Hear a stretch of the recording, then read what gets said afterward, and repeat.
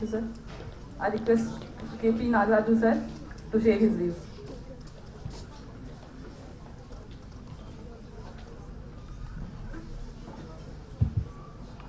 Good afternoon, everyone. Am I audible? Clear. Yeah, thanks. So, first of all, I want to thank all of you, Dr. Sudhakar, and all the faculty members and other office bearers, and all of you students for giving me an opportunity to be with you today. Right.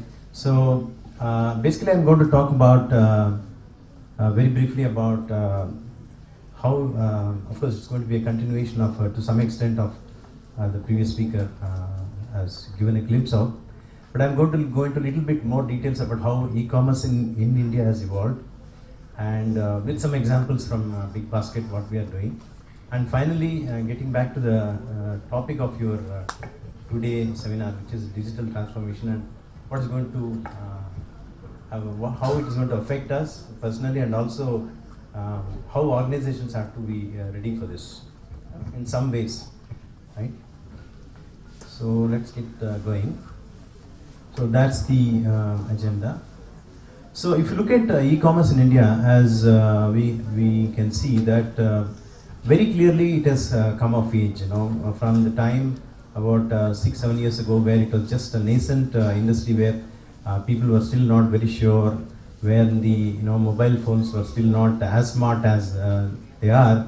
We have come a long way. As you can see, last year 2015, right, the size of the industry was almost 16 billion, right, and it is likely to go to as high as 100 billion in another 2 years, by 2018. And the lower one, you can see the total number of online shoppers, 220, which again this slide is dated already. And apparently it is already crossing 350 million shoppers. And if you look at the demographics, about 36% of the internet users in India are already doing e-commerce, right? And another interesting statistic which is not there on this slide is, of all the countries in the world, in India, the number of e-commerce shoppers on the mobile is the highest in the world. I mean, the e-commerce through mobile platform is highest in the world. I mean, it's crossed all the advanced countries and China. That's something, that means India has to some extent leapfrogging into this e-commerce phenomena. Little idea, how's it happening? If you look at the background of it, very clearly the mobile teledensity, the mobile telephony is, is all across the country. Internet penetration, thanks to the very good, excellent data rates that we have, right? The third thing is the smartphone, which I have already told you, right? And the other things which have helped to drive the e-commerce over the last few years is the technology innovations. I would say one is the digital payments and wallets, which has made much easier, and it has removed the fear of paying in advance, right? So it made it much easier, and on most of these wallets also now, they are able to give credit back also in case of any returns very, very instantly. And another factor you can see is the hyper-local logistics. E-commerce to survive, right, you need to have good logistics infrastructure. Now, over the last 2-3 years, this whole concept of hyper-local logistics as a concept has now come into play, wherein a city like, let's say, Bangalore, is clustered into a few clusters. Let's say there are some 10 clusters. In each of these 10 clusters, it is possible to match the buyers with the service providers, with the transporters, or with any other players who are willing to give the services. So it becomes a much easier way to match the potential customers and the service providers in a small geographic area using geo-positioning, right? So this particular thing has totally revolutionized to some extent the entire back-end infrastructure of the e-commerce companies, whether it is Amazon, whether it is Flipkart, whether it is Big Basket, right? And the other one is, of course, the digital advertisement growth. As the the entire advertising is moving from print media to digital, it is automatically giving a fillip to the e-commerce. Other innovations are like try and pay and buy. If you, for example, seen the recent advertisements of Myntra, right? It allows you to try and then buy. So which again removes a certain amount of trust, mistrust or whatever, trust factor which is there in e-commerce. Then our friend before I just now talked about online players also going into offline. Lenskart is an example. Pepperfry is another example where they are creating series of experience centers where you can actually go and select a few products and see, and then go and buy online. Pepperfry is an example.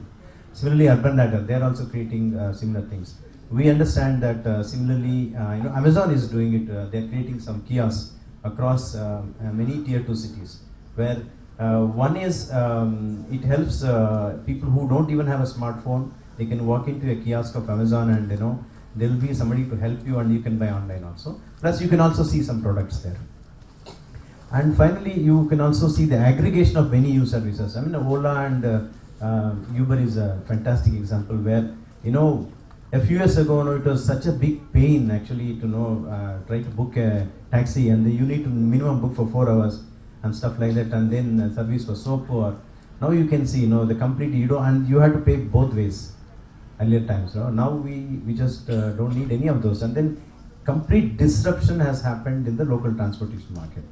Right? So this is one example. There could be many more coming forward. It all is actually limited by the imagination of today's youngsters. Government initiatives, I have seen while coming into your campus, a lot of slides by some of your senior professors about the whole Digital India initiative, what government is doing. I will come to it in a little bit. But one of the things that they are doing which is amazing is the open APIs for e-commerce, which is very, very directly useful for e-commerce and startups. The entire structure of Aadhaar and then getting linked to bank accounts and along with UPI is going to revolutionize the way people are going to get services. Not only government services, but also peer-to-peer services, or for that matter, this entire government Digital India based APIs can be used even by the private companies also, or even startups. That's going to really enrich. And government is also doing a lot of other things with the innovation fund, GST implementation, smart cities. So if you look at, therefore, India actually is positioned fantastically well on this entire digital platform. I don't think, for example, if you look at Aadhaar, you would have seen a lot of reports where Nandan Nilekani has spoken about. Right? He has said that Aadhaar is the only program in the world where any country has, anywhere in the world, has enumerated more than 1 billion people in less than 6 years. That's a fantastic record, which we can be really, really be proud of. And now imagine, have you seen the newspapers of today? The government has gone live with the digital locker. It has already been there, it has been there in a slightly, not many people knew it, but now they have come out saying that it's all available, you can start using it. Right? That means it is going to become paperless. It is going to become presenceless.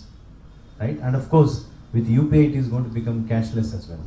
So with these kind of initiatives which Government of India is doing, and also making all the related technology, APIs and other stack available, I think this is going to be, start of a fantastic next 10 or 15 years, where more and more people are going to create amazing, amazing startups, amazing digital innovations. A quick thing on what is retail e-commerce, because that's what I represent, from Big Basket. Retail e-commerce has started, as I said, about a few years ago, around the time Flipkart actually started. But then initially, so many things have happened. Many things have happened so quickly, but you may not realize it. So initially, the convenience is the main factor why people do it. Then came the time slot choices, like for example, Big Basket, we give 4 slots. Then Express came, you can actually order Express also. Within 90 minutes, anybody can deliver. Similarly, if you see Flipkart, they are also giving same day delivery. Amazon has come down with Prime. So these are all focused on convenience. Now, convenience is as a factor in e-commerce is given. There's no more argument. Everybody has to meet that minimum. Then came savings. Now people have started offers, discounts and all that, which again is an attracting factor. Third important thing which has happened, where I think really it flipped, is comfort in buying. Earlier times, about 6-7 years ago, the comfort of buying online was not there. But then so many things have been given by the e-commerce companies. So slowly they evolved giving all pack sizes, making sure quality checks are there, sourcing all variants. For example, if you're buying vegetables, not only normal, organic, exotic, so that you don't have to buy one thing online, but rest of the stuff you have to go somewhere else. Then the whole convenience factor is not really effective. So people are getting into all those. Similarly, product-specific packaging, comparison aspect of it, easy returns. There's another thing is how do you return if you don't like something, right? Easy order modifications, smart list. For example, if any of you are a Big Basket app user or a Big Basketeer as we call, you will notice there is something known as a smart list, whereby all the products that you have brought from Big Basket from the beginning, typically let's say grocery, maybe about 100 items or 200 items, that's available as a ready list. So you don't need to remember it. Just go back to your own list and then just do a repeat ordering. By the way, Big Basket has got almost 16,000 items in our catalog, right? So catering to different tastes, different things, and whole host of food and kitchen related items. But then you may be ordering regularly only certain products repeatedly. So we made it life simple by creating a smart list. Similarly, if you look at things like white goods, then installation. People are worried about who will come and install. I might buy online, but will it happen? So all those things have been taken care. Similarly, if you buy from Urban Ladder some furniture, I recently bought about a month ago.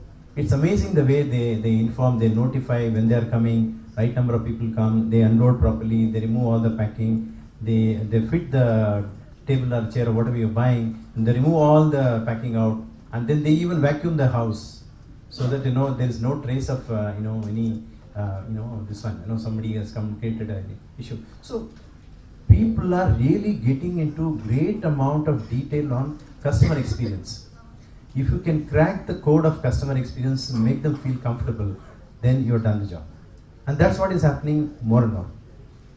Payment options, initially everyone had to buy online, then all credit cards, almost every site now accepts all the credit cards including American Express. Cash on delivery is another amazing innovation which happened in e-commerce. People thought that it is difficult to collect cash, but then now it's an accepted practice. If you want to pay on cash, you can pay.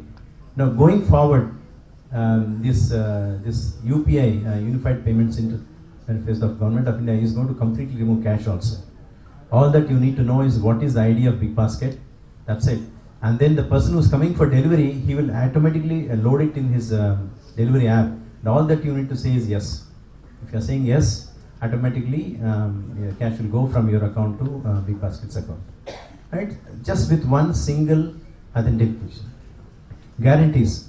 Again, coming back to Big Basket, we give 3 guarantees. If an item is ordered by you on the site but is not available for some reason, we give you 50% more than the item's value as a goodwill credit back to you.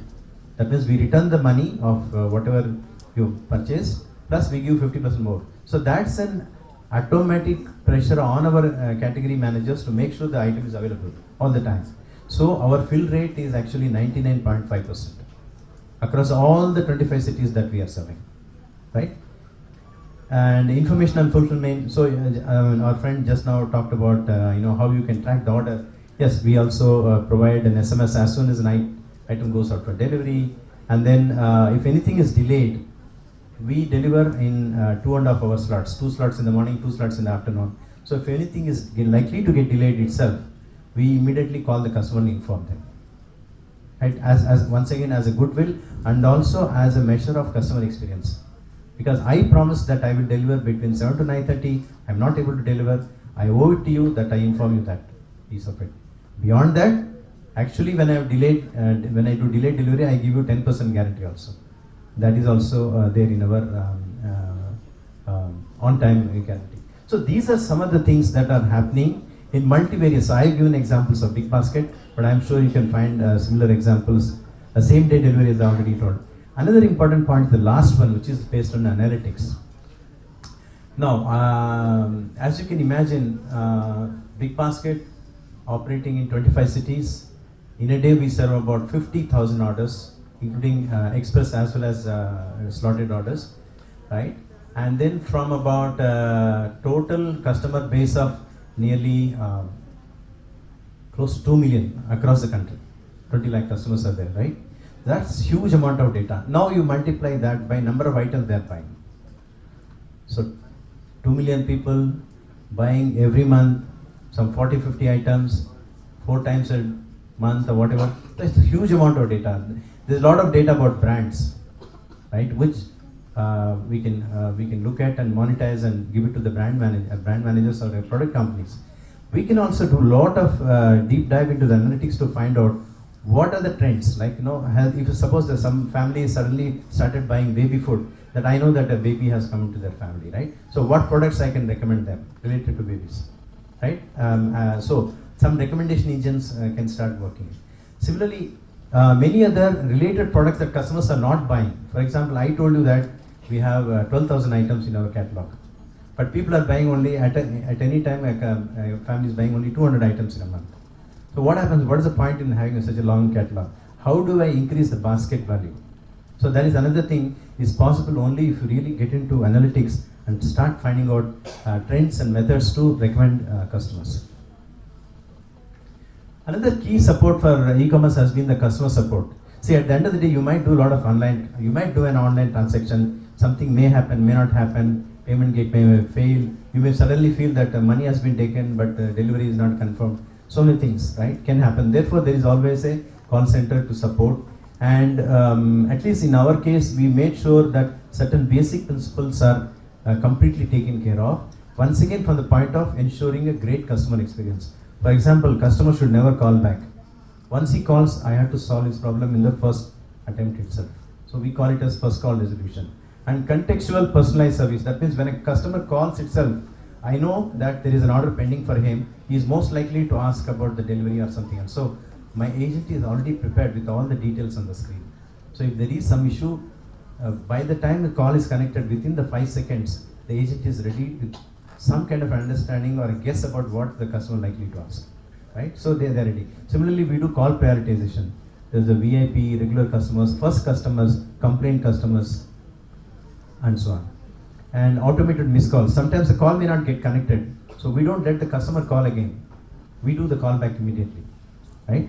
Auditing of long calls. Sometimes the call goes long. That means our agent is not doing a good job. So we try to find out why. So these are some of the things very, very integral and important to the e-commerce industry. Of course, I'll just skip this. So, these are some of the basic building blocks in our situation. We basically take the order. There's a customer service, I already said. Category team actually buys all the products and keeps it in the distribution center. Once an online order is received, it is first get picked up in the distribution center. From there, it goes to the hubs, and from hubs, it gets delivered in multiple small delivery. You can see a bike also there. That is for express delivery, and van is there for normal deliveries, slotted deliveries, right? Just to give an idea, in Bangalore, we do about 10,000 orders a day, and we use about 200 vans, and then about another 250 bikers per day. Now, what are the challenges in e-commerce? So this again, challenges from big basket perspective, but I'm sure this is something very common with most others as well. Demand gets created round the clock, right? So people are ordering all of the time, so there's nothing like working hours for us, strictly speaking, right? So therefore your planning has to be spot on, because when we start the day in the morning, when I say when we start, means normal staff people, we find there is a big chunk of orders pending. So it starts with a peak, and then you need to manage the day after that. Online customer is more demanding. I think our friend already talked about it. So in the case of online, what happens is, again, just to joke about my own customers, right? When he goes to Reliance Retail to buy tomatoes, he just picks up whatever it is available, and then he is quite happy. But when Big Basket delivers, he wants every tomato, every piece to look as wonderfully fresh and round and neat and great, you know. So that's the demanding nature of the customer. The moment they pass the responsibility of grading, picking and selection to me, they expect a miracle out of me, right? So that's a very tough call, very difficult to do in grocery industries. That's the reason not many players around the world have succeeded in grocery. Because you can easily manage shipping a mobile phone, but you can't ship a cauliflower so easily, carefully, right? So that's the thing. Then people with right skills are always required in our industry. We need so many delivery staff, support tech. So we are trying to work with some of the people who are working on the Skill India program and trying to see what we can do. How can we get good number of serious, interested people, committed people to whom we can give jobs. Training of large numbers, which is again a big overhead for us. So we have a large training organization, but we are automating it. We are trying to make sure that it happens as much as possible. Repeat training happens online, certification happens, and then we are also creating a knowledge management portal. Right? Customer orientation among the front end is another big important thing, because our people go inside the houses and deliver. So there is a security aspect. He is inside the house for 10 minutes almost to delivering the product, showing all the items. So how do you make sure that he is behaving very well, especially with the lady members of the family, right? So these are some of the things we need to take care. Mobile discoverability, I already talked. Average transaction value drops with mobile. This is another interesting thing we found in the last 1 year. When people were ordering on the desktop, our order value was 1600 rupees per order. The moment it went to mobile, order value dropped to 1000. Because with the mobile, they can do more repeat orders, right? So it's okay, 10 items, they immediately quick checkout and then order. But for me, the problem is, for me, the delivery cost of 1000 rupees, delivery cost of 1600 is the same. So if he is placing more small orders, it's a problem for me. I will make less, my delivery cost will suffer, right? So this is something we are looking at, how to create more recommendations when they are checking out, so that my average order value gets back to 1500 or whatever it is, right? And in our country, process adherence in any company is a big problem, right? We have across the country, I have 10,000 delivery staff in 25 cities. How do I make sure that everybody is following the process the same way every day, day in and day out? It's a huge challenge, right? So that we are looking at. So we have some rewards and recognition scheme. Then coordinating tech and non-tech people, creating websites, maintaining mobile apps, this, that, we have a big tech team. But I also have an operational team who are actually going and delivering, and who are on the road, who are frustrated and all that. So sometimes I have to make the tech people understand operational issues, operation guys also to appreciate why we are doing certain high-tech things, right? So we were trying to introduce what is known as auto routing algorithm, right, inside our delivery vans, But there's a lot of protest from operators. So, sir, I know the route, sir. Why do you want to give me the route? I have to tell him, boss, trust it. You just follow the way it is telling you. It's good for you, good for the company.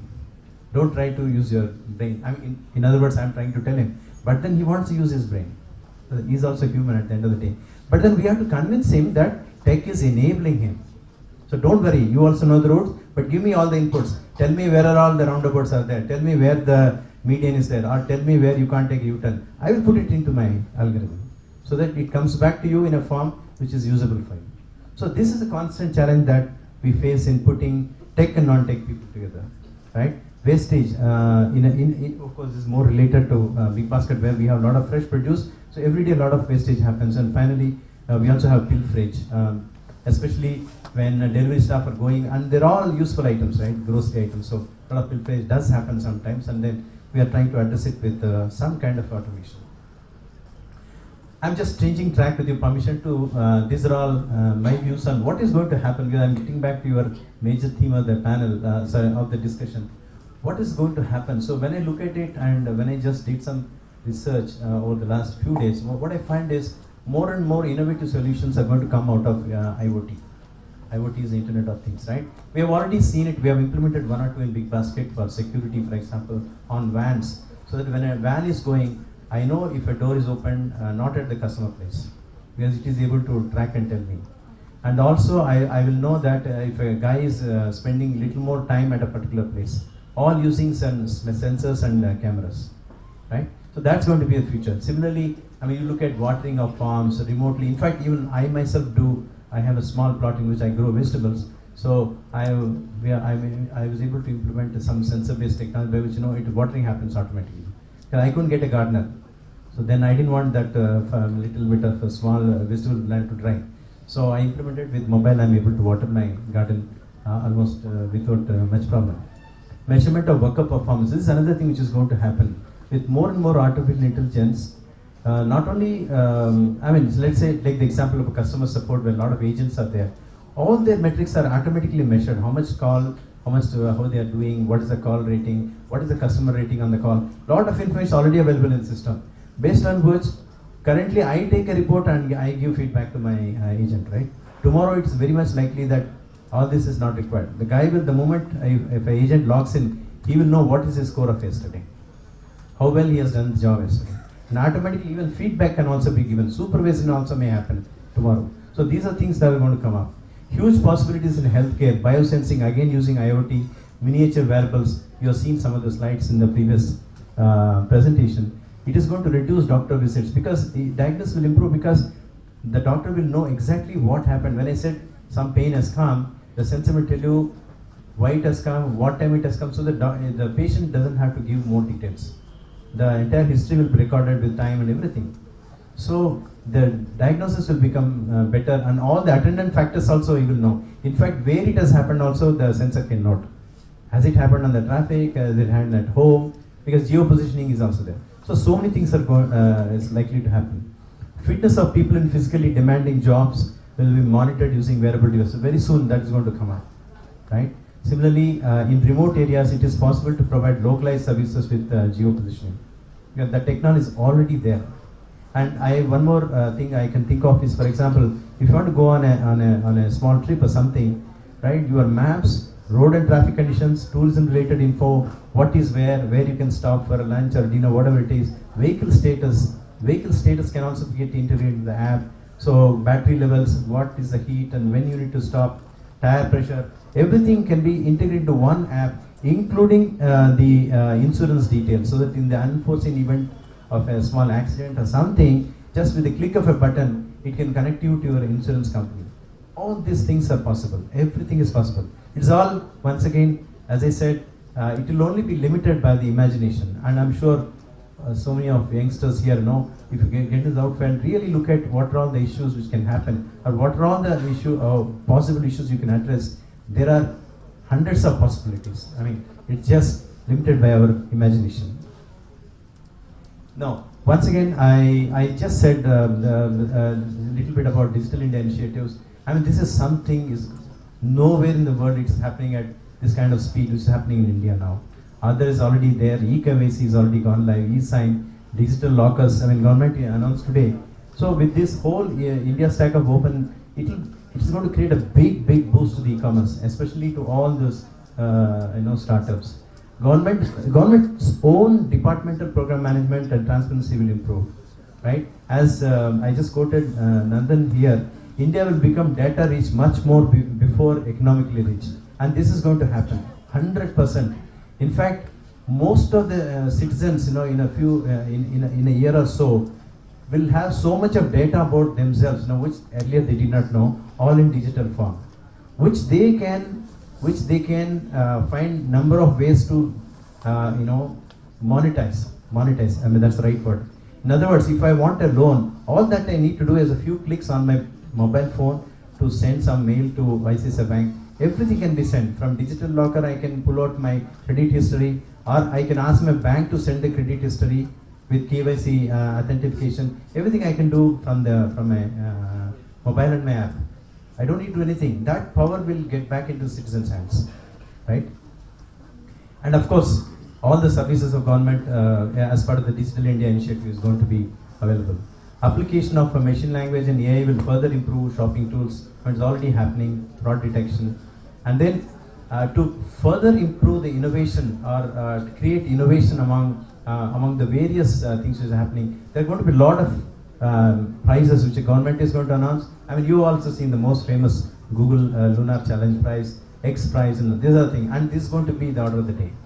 Because the investors will have so much money, they're going to announce innovation challenges to find out what all things you can do, right?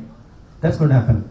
One worry I have is about the education. I'm sorry to say that I am saying this in an educational college like this, but I think what we need to do is we need to encourage 4 aspects of digital literacy, scientific thinking, exploration, problem solving, and social field. These 5 things, much more than many other things people learn, right?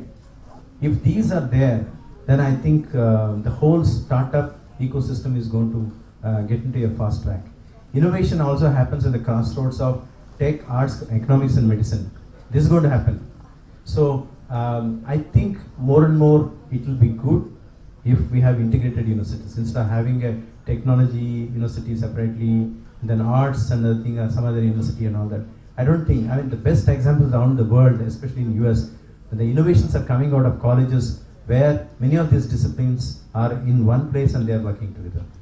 I'm sure yesterday's newspaper says that Niti Aayog is getting into education. They are going to come out with some initiatives, and let's hope that they will address this. Personal life, let me quickly close. These are last two slides. I myself, this is my personal experience. I've enjoyed being a digital citizen. I'm working in a company, I share info pictures, all of you are doing it. Single device to do everything. I learned so many things in the last few years. I've done courses from Stanford, Maryland and Tel Aviv universities. Multiple subjects. I'm gardening, for example, from Tel Aviv, Maryland and business strategy, Stanford, creativity and all that. Wonderful, easy. You can do at your own time. And I'm sure many of you are already doing it.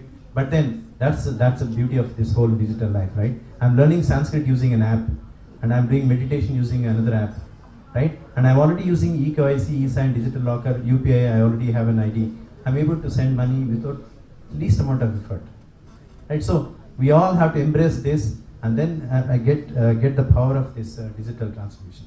But then, and I'm sure my next speaker is going to speak, there are some downsides. There's a lot of good things, convenience, security, effortless, cashless, great. We can get to know the latest things happening by notifications. Mobile apps are there to address a lot of things now as age also. I'm on the wrong side of whatever you call it, 50. So as I'm aging, I'm sure I'm looking at how I can use digital technology to keep myself alert and also learn more things. But then the downsides are social media, good, bad. You can share a lot of things, but pressure to update, constantly comment. And then as I put it there, pixel experience is replacing flesh and blood experience. That's a very sad thing, right? People love to please come down for lunch is also through WhatsApp these days, instead of going and calling. That's a sad part of it. Relationships are getting affected, trolling, effect on health, digital anxiety. So what we need is digital maturity and balance. And finally, as I said, human beings need a daily dose of conversation and sunlight. I think that's the way to look at it. Be a digital citizen, but don't forget you are a human at the end of the day. Last slide on impact on organizations. More and more it is going to become organizations like Big Basket or everyone who is in this, they will need a lot of specialists for latest skills, whether it is programming languages, analytics, AI, machine languaging, whatever it is. So it's going to be a big issue and also competition for talent hunt. Right? Business continuity plan is also critical because while we are saying all this, sometimes some part of digital stack can fail. So what happens on that day? At minimum, customer would expect in communication, but then you also need to have BCP. Digital vandalism can happen. You see it once in a while on sites and other things. Fraud is happening. Customers are very, very intelligent. And we face it every day in this basket, right? Every time there is some offer coupon available, there are people trying multiple wonderful ways to use multiple coupons, although they are eligible only for one, right? There are ways. They find what is the way to do it. So we need to find some risk management tools and analytics to solve that. And finally, in the digital world, even organizations are always have to be in extreme alert, especially with activism on social media. So they have to have a special focus on social media management, which many companies are having, and that's again an opportunity for youngsters. That's my last slide. I hope you all liked it, and thank you very much for this opportunity.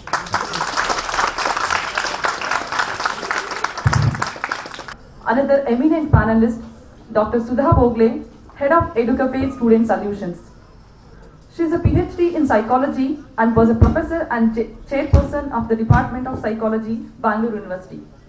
She was also the coordinator, Center for Psychological Counseling, and coordinator at Yoga Center. She has more than 35 years of experience in research, teaching, and counseling at the postgraduate and undergraduate level, and has been involved in assessments at all levels. At present, she heads Educape Student Solutions, which is an initiative of Eduquity Career Technologies. She has developed and adopted psychological tests to Indian conditions and published Indian norms for many psychological instruments. She was awarded the UGC Postdoctoral Career Award for Young Scholars.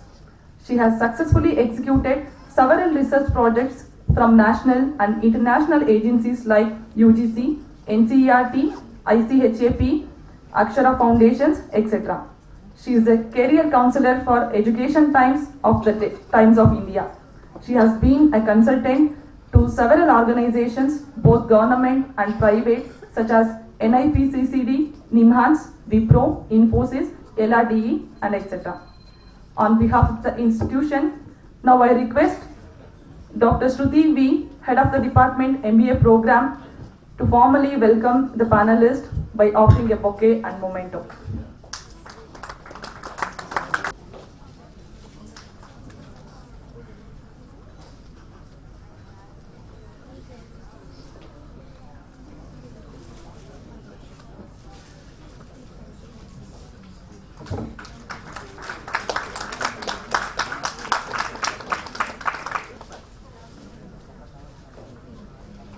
Thank you, ma'am. Now I request Dr. Sudha Bogle, ma'am. Technical talks. My talk will be a little more general. I think I'm the only academician and psychologist on the panel, and I think the target audience today is mainly students and academicians. So let me center my talk on three aspects. Some of things. Close.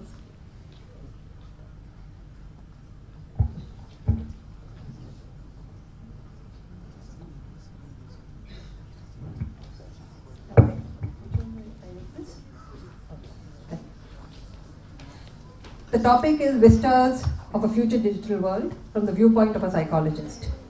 Some of the things I say may be repetitions of what Dr. Ashok or my previous speakers spoke, but as students of psychology, especially cognitive psychology if you are here, you will know that in psychology, repetition is never redundant. The only way we can push information from short-term memory to long-term memory is through repetition. So hopefully you'll be able to recall all what we say later on. The flow of the talk today is therefore one, the role of the digital world in the field of education and teaching, which directly applies to most of us here. Second, the role of the digital world in the field of psychology. And then I'll take the flip side, the psychological impact of the digital world on the human psyche. If we go to the first one, use of digital transformation in teaching. Let me take the example, the whole world has changed. The world is now our classroom. We no longer have our usual ways of teaching. We have the blackboard, the whiteboard, smart boards, etc. that are impinging on all teachers. And therefore, if we have to keep in touch with this digital transformation, we as teachers will also have to change. Remember now, students come to class sometimes with even more information than the teachers. So how can we then cope? If I take the computer analogy to the learning process, there are three aspects. We have the input, that is how does the student take in information, what are the different forms of information. We have the processing in the brain, how do we make sense of what all that has entered. And then we have the output, what exactly is shown. Very often our exam answer sheets are the output, and therefore we need to see how exactly the learning process is happening. Previously, the main way by which students took in information was through lecturers' notes or teacher notes, the lectures that were given that they heard, or through prescribed textbooks. But now, input is through several digital media. E-learning is becoming extremely important.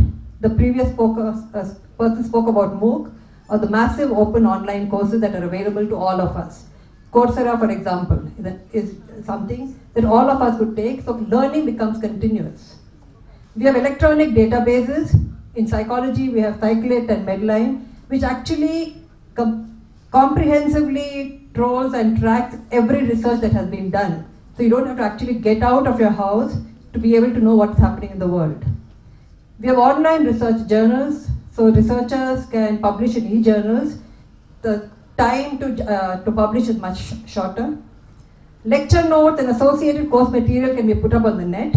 So teachers don't have to wait for students to take down in class. They can all their notes, all their PPTs can be put up for students to access whenever it is convenient to them. Lectures are delivered through multimedia across the web.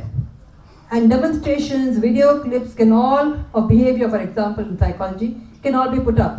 We now have, for example, dissections of frogs and pigeons, etc. that students used to do actually in the lab, all on the net. We have simulation experiments in psychology without actually having to hurt an individual.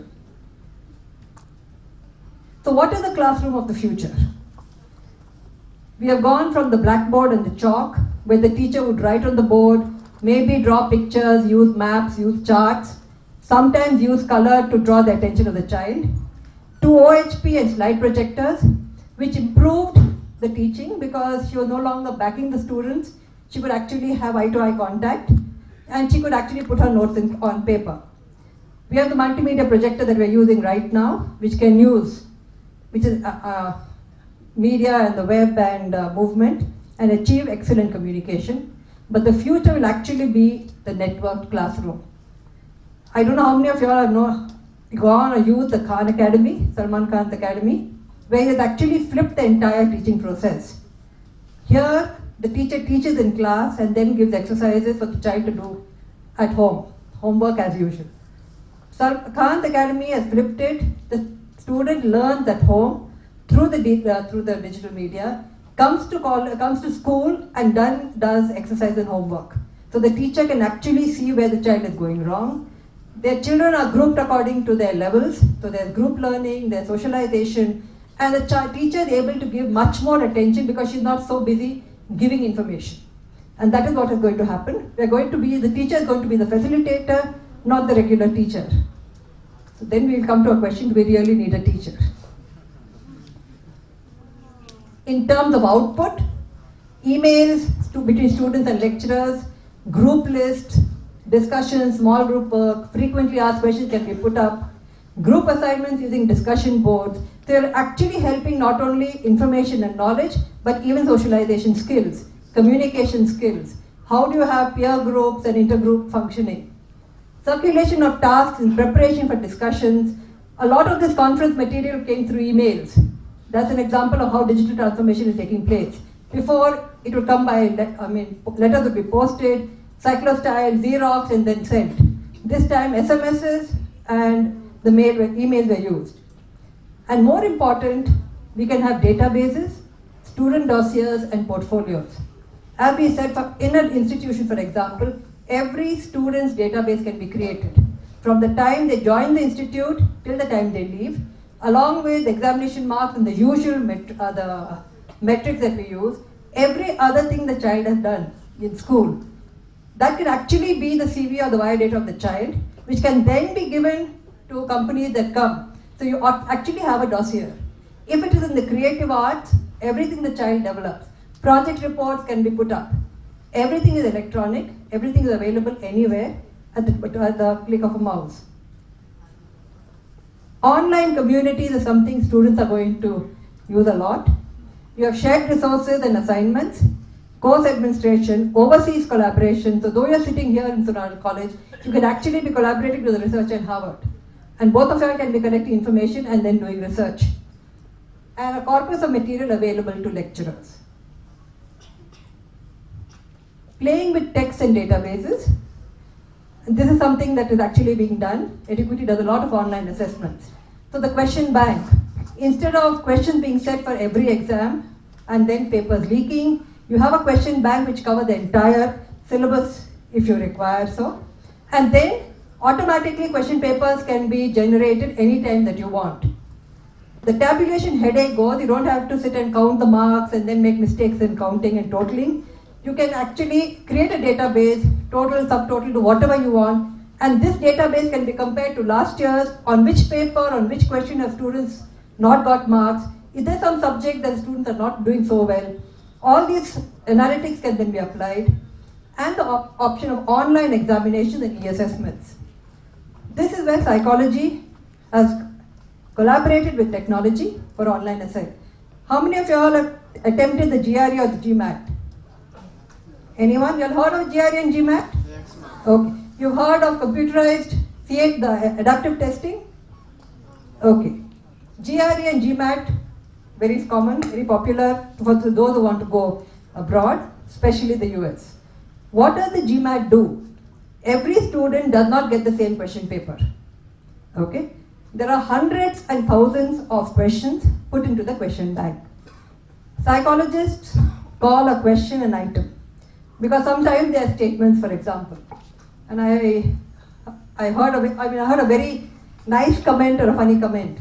I had gone to IIT Kanpur once on a committee meeting, and then the director said, "These psychologists call every question an item. For me, an item is Malika Sherawat." Okay? But an item bank, this item bank which has thousands of questions, because it is online, captures the performance of every student on every question. Since most of them are multiple choice, it also assesses or captures which option was selected. So forget about the correct answer. If it is a wrong answer, how many of them selected this wrong answer? Okay? In this way, it measures the item difficulty of each question. This, and you have the item response theory also from psychology, adapted into that. So what it does is, for every question, it has these indices. Now when a student starts with the GMAT, it generally starts off by selecting a question which is of average difficulty. If the student passes it, the next question that comes to him is a question of a little higher difficulty. And it goes on till the student starts failing. If on the other hand, the first question attempted, he got it wrong, the next question that comes up for that student is one which is slightly easier. And so it goes down to the level where the student starts continuously succeeding. So what happens, instead of giving 150 questions, within maybe 35-40 questions, you are able to tap what is the level to which the student can answer a question. And that is called computer adaptive testing, used by GMAT, GRE, and all the higher level online exams. To do that, you need a lot of analytics, you need a huge item pool, and you need a lot of students who have taken it. But that is where technology, education, and psychology all come together to actually decide your future. Okay? And then online exams, of course, objective, no one can cheat because every student is getting different questions. The two people sitting next to each other won't even get the same question. Even if they get the same question, it will come in a different order. Options are randomized. And therefore, and then immediately the minute you submit your last question, your marks are scored. You know it is objective, that no one has played any tricks on your behavior. Now, what are the positive aspects of the digital world? As my previous speakers said, it is accessible 24 hours a day. So for some reason you could not attend a class because there was an emergency at home, it does not mean you've missed that class. You can still access those lecture notes. It is self-paced. It is very unfair to think all our students are at the same level, all can understand at the same level. So we actually allow a child to learn at her own pace so that she actually learns. Web pages become the single point of access. You don't need 20 books. One site will have everything, downloadable and saving options, and archives of electronic journals. Then you have search engines like Google, which are extremely fast.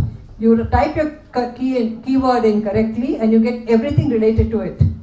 Up-to-date information, advanced classroom notes can be available to you. It can be a source of communication between faculty and students, provides for online demonstrations, streamlines administrative work. But then, everything has its downside as well. So what are the cons of using digital? The mistaken belief that all information on the net is correct. Please don't believe that. Use your own, as everyone said, it's an enabler. I call the computer a willing donkey. It will do anything you want it to do without even thinking. You have to do the thinking, it will execute it. So see whether the information that you're collecting is really relevant and is really up to date and correct. You can also be a time waster. If you don't have an efficient search strategy, you can spend the whole day doing nothing on the computer. And you can if you don't follow an organized search, you find something interesting, you go back 1 hour later, you don't know what it was. And then payment versus free downloads. There's a lot of pirated software, there's a lot of IP issues you need to be careful about. You can't use someone else's IP. Plagiarizing, cut and paste, something is already there, you just put it into your paper. but now there are softwares to detect that as well.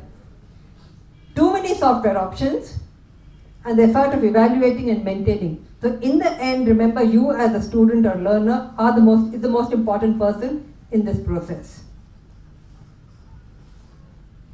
Coming now to computer applications in psychology. Our entire world has changed with technology. And I'll just talk about 3 areas which have had its greatest impact: clinical psychology, cognitive, and media.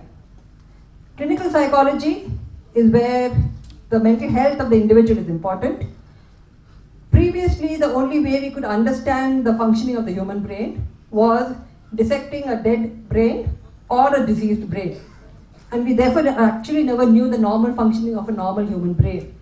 With the advent of technology and neuropsychological assessments like the CAT, the MRI and the PET scans, we can actually see what is happening in a normal human being, live human being, as he is living his daily life.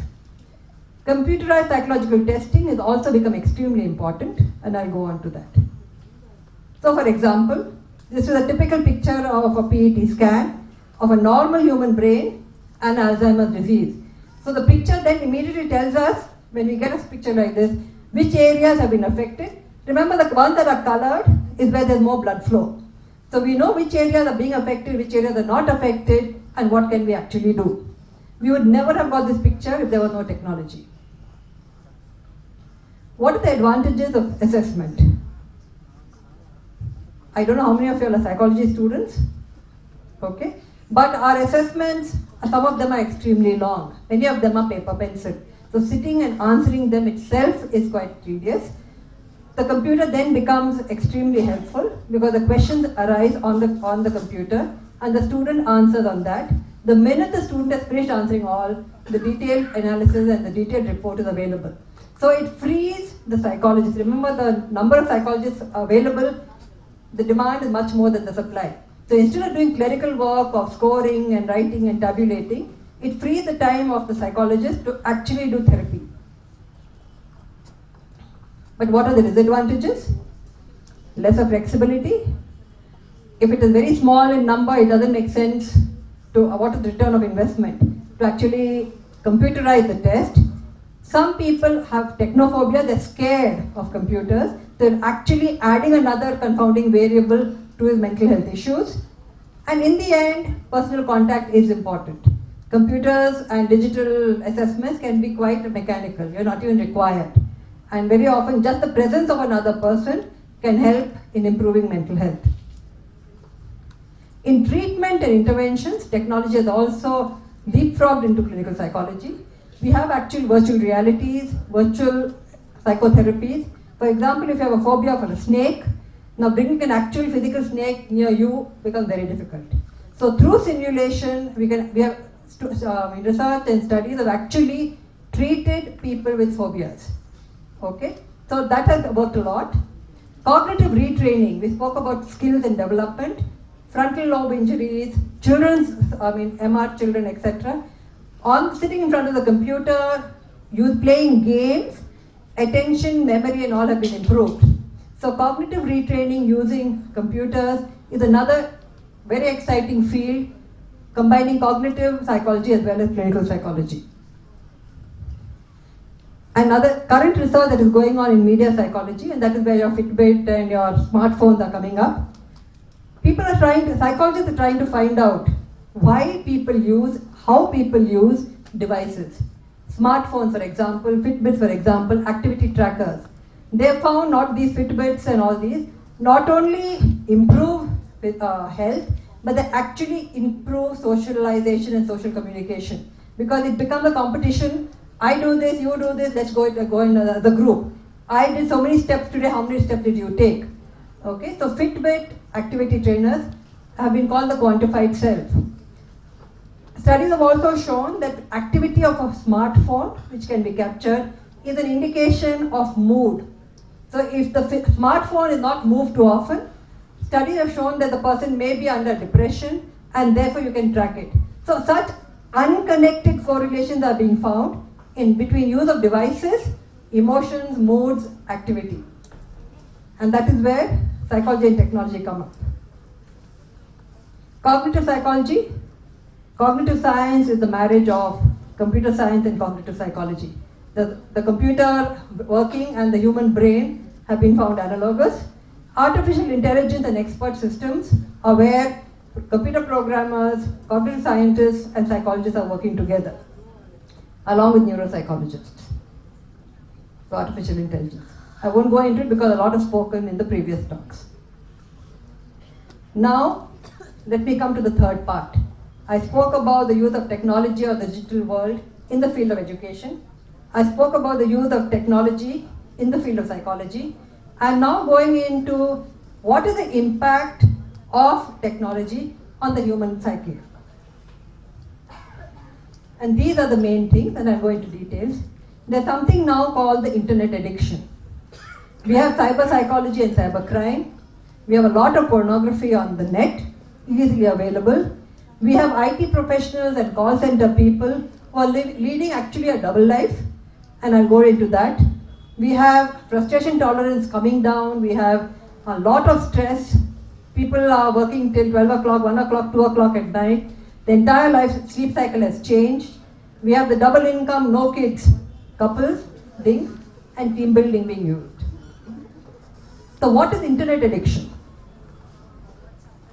It was a term coined in the mid-90s by a New York psychiatrist, Ivan Goldberg. He actually created it like a joke. He never really meant there's something called internet addiction. But then the media picked it up and then it became a full-blown thing. And he used it from pathological gambling. Online gambling, pathological gambling is a disease. However, internet addiction as a psychopathic disease to be treated does not exist in the latest DSM. That is the Bible for mental illnesses. But internet gaming disorder does exist, where people spend all their money in pathological gambling. However, internet addiction disorder, IAD, now commonly called problematic internet use, compulsive internet use, internet overuse, problem computer use, are all actually existing more in adolescents and students. How do you know it exists? And why is it a concern? Because of the increasing preoccupation with an investment of resources on internet related activity. It need not be a desktop. It could be on your smartphone, it could be on your tablet. Every minute of every day you want to see, you want to update your profile, you want to see whether anyone has sent you a mail, you can't do without it. There are unpleasant feelings, as the previous speaker spoke, in the police, when for half an hour he was taken away, his mobile was taken away, he was getting anxiety attacks or panic attacks. So there's depression, anxiety, loneliness when not online, and there's a denial that you really are upset. As a result of which, there's negative impact on school and work performance. You have problems developing offline relationships. Everything is online. You have hundreds of friends on Facebook. You don't actually have two friends sitting next to you. Okay? So, and more